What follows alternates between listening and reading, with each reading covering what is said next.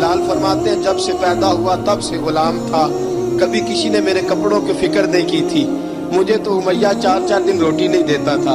فرماتے ہیں جب میں گیا ابو بکر کے ساتھ، ابو بکر صدیق نے ایک چٹائی بچھائی، صدیق اکبر چٹائی کے اوپر میرے ساتھ بیٹھ گئے۔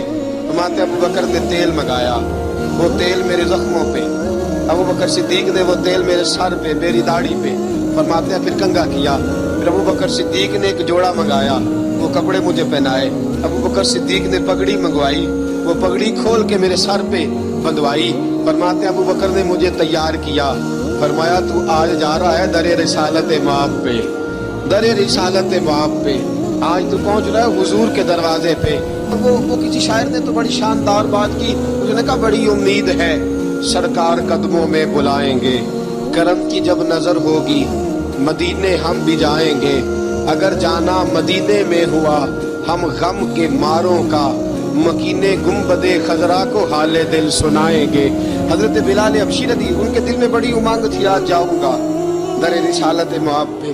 مولا رومی لکھتے ہیں کہ جناب سیدنا صدیق اکبر نے سجایا سوارا، جناب بلال کے آنسو رکتے ہی نہیں۔ کہا باپ ہوتا ہے جو خدمتیں کرتا ہے، میں نے آنکھ کھولی تو باپ کا سایہ تو میں نے دیکھا ہی نہیں۔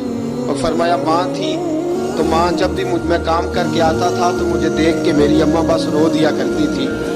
2-3 بہنیں تھیں، اور حضرت بلال فرمانے لگے ان بہنوں کو میں دیکھتا تھا تو وہ میرا حال دیکھ کے روتی تھی، اور جب وہ مجھے دیکھتی تھی تو میں رو دیا کرتا تھا۔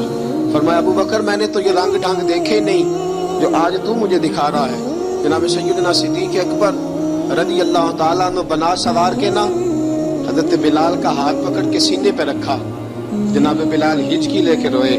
حضرت ابو بکر صدیق نے فرمایا جتنا رونا یہاں رو لے، میں کائنات کے آنسو دیکھتا ہوں لیکن جب نبی کی آنکھوں میں آنسو دیکھتا ہوں تو دیکھے نہیں جاتے۔ فرمایا یہاں رو لے، حضور کے دروازے پہ جا کے تیری آنکھ میں آنسو نہیں آنا چاہیے۔